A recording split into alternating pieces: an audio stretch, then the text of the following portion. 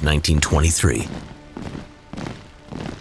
The interwar period in Germany was one of extreme political and economic instability, and by 1923, the country was in a state of turmoil. The Weimar Republic, Germany's first attempt at a true democracy, was seen as weak and had already seen the election of several different chancellors and 9 government cabinets. The Ruhr Valley, the center of industrial production, was under occupation by the French, who were attempting to ensure payment of First World War reparations. And across the whole of Germany, political uprisings on both the left and the right were taking place. The whole German nation was outraged at the Treaty of Versailles that was imposed on them as a diktat, a dictated peace. The German government's acceptance of the terms of the Treaty of Versailles reinforced the stab-in-the-back myth and made many Germans hostile to the new Weimar Republic. Hyperinflation was running rampant. The German people lost confidence in their own currency, and money, printed in bigger and bigger amounts, became worthless. The German mark, which in January had been already a dismal 17,000 to the dollar, had by December plummeted to 4.2 billion to the dollar. A loaf of bread cost as much as 200 billion marks. Despite a good harvest that year, farmers were refusing to sell their produce because of the risk of price drops, adding food shortages to the list of problems facing the German people. People resorted to barter, using products such as coal or sausages as currency. The inflationary crisis, catastrophic for most Germans, had economic, social, political, and psychological effects. The virtual collapse of the economy in 1923 helped to foster the perfect breeding ground for various extremist political movements, including the Nazi Party. Adolf Hitler, as well as several other nationalist politicians, believed that the time was right to start an open revolution against the Weimar regime. Taking inspiration from Mussolini's March on Rome the previous year and Napoleon's March from Elba to Paris in 1815, Hitler planned to force the hand of several of Bavaria's leading politicians, coerce them to join with him, and then march on Berlin. The men who Hitler planned to coerce, collectively known as the Bavarian Triumvirate, were General Commissar State Commissioner Gustav von Kahr, General Otto von Lossow, commander of the Reichswehr, German army in Bavaria, and Colonel Hans Ritter von Seisse, the head of the Bavarian State Police. All 3 men already had nationalist sympathies and were not afraid to ignore direct commands from the central government. Planning for what would become known as the Beer Hall Putsch, or the Munich Putsch, did not get off to a good start. The date of the march was originally set for the 10th through the 11th of November, but on the 7th, Hitler discovered that Kahr would be giving a speech in Munich's Bürger Braukeller beer hall, and that Lossow and Seisse would also be in attendance. Unable to pass up the opportunity of capturing all 3 men in one location, the plans were moved up to the very next day, the 8th of November. His basic plan went as follows. Hitler and his men, including several high-ranking Nazis such as Hermann Göring, were to surround the Bürger Braukeller, interrupt the proceedings, and gain assurances of allegiance from Kahr, Lossow, and Seisse. When this was done, a signal would be sent to Ernst Röhm, who was waiting in a second beer hall with more men. Upon receiving said signal from Röhm, all of his men would then capture several strategic buildings around Munich. For Hitler, things did not run smoothly. The evening started well enough for the Nazis. Around 8:30 p.m., Hitler, along with his accomplices and bodyguards, burst into the beer hall in the midst of Kahr's speech. Hitler jumped on a table, fired a couple of shots into the air, and proclaimed to the crowd of stunned onlookers, "The national revolution has begun."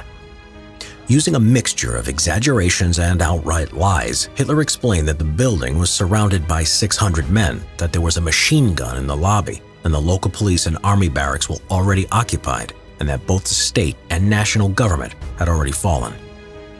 Kahr, Lossow, and Seisse were then led into a side room at gunpoint, where Hitler explained to them his intentions. He also told them that he had 4 bullets in his gun, 1 for each of them, and the 4th for himself if they failed to come to an agreement. Kahr initially refused to join with Hitler, saying he could shoot him if he wanted. In the meantime, the crowd in the beer hall began to get rowdy. Hitler was not a particularly well-known or popular figure at the time, and they did not take him or his band of Nazis seriously. With the 4 men at an impasse, Hitler returned to the main room, fired a shot into the air to silence the crowd, and took to the podium. What followed was described by one eyewitness as an oratorical masterpiece. Hitler, in the course of just a few sentences, was able to completely change the mood of the crowd from one of derision to one of ardent support. He did so by appealing to their sense of nationalism and encouraging within them the spirit of revolution. In the meantime, Max Erwin von Scheibner-Richter, a leading Nazi and one of the key strategists behind the evening's events, had left the beer hall to collect General Erich Ludendorff. Ludendorff was one of Germany's preeminent wartime leaders from the period of the First World War. After the war, he became involved in ultra-nationalist Völkisch politics. The Nazis hoped that his involvement would help to legitimize their position, and Hitler planned on making him the commander of the armed forces after gaining power. After Ludendorff's arrival, Kahr, Lessau, and Seisse gave their grudging but public consent to the scheme. It was at this point that Hitler made a critical mistake, deciding to leave the beer hall to see to matters elsewhere in the city and placing it in the command of Ludendorff. When Hitler returned a short time later, he found that all three members of the triumvirate had taken the opportunity to abandon the cause and leave the beer hall. All three then renounced their declarations of support. Without the help of the triumvirate, Hitler knew his planned national revolution was destined to fail, but nevertheless, he and Ludendorff put together a plan to march into the center of Munich and take over the city. The following day at noon, the two men, along with the rest of the Nazi revolutionaries, set off with around 2,000 men. They made it through the first police blockade unscathed, but not the second. A shot rang out, and there was a quick but intense firefight lasting roughly half a minute.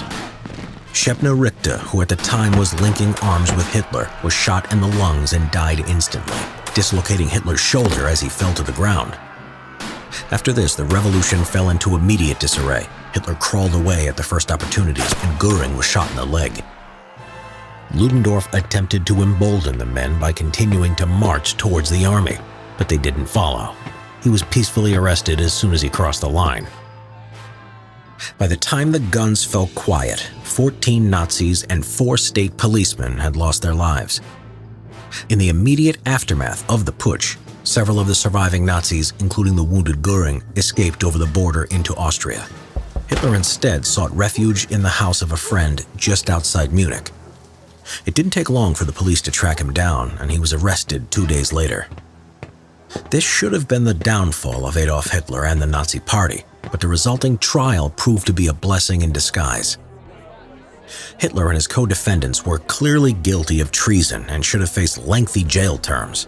In addition to his crimes, Hitler was not a German citizen, meaning that he was eligible for deportation. Instead, sympathetic judges gave him the opportunity to showcase his views to the German public. At the end of one of Hitler's speeches, one of the judges was heard to remark, "What a tremendous chap, this Hitler." The chief judge, George Neidhardt, was a nationalist sympathizer who allowed the court proceedings to be part open and part closed, and, even more surprisingly, let the defense decide what would become public knowledge. This had the effect of allowing Hitler to craft his public image, and by the end of the trial, he was a national celebrity. Hitler impressed the German public by his eloquence and the fervor of his nationalism. The trial happened in February 1924, just before the elections, and helped the Nazis to become the third largest group in Bavaria. At the culmination of the trial, Hitler was sentenced to the minimum possible sentence. That was just 5 years in the fortress prison of Landsberg, of which he would serve only 9 months. While sounding draconian, in reality the cells of the fortress prison were comfortable and well furnished, and inmates were allowed to receive daily visitors. Hitler used his period of confinement to further consolidate his thoughts and to write Mein Kampf. He would later describe this period of confinement as free education at the state's expense. He emerged from Landsberg a reinvigorated man with a newfound sense of purpose.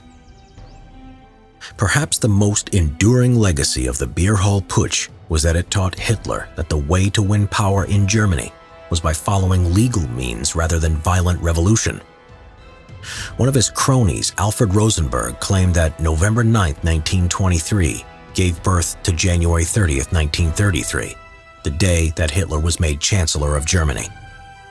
Hitler himself commented in 1933 that the events of the 9th of November 1923, with its blood sacrifice, proved the most effective propaganda for National Socialism.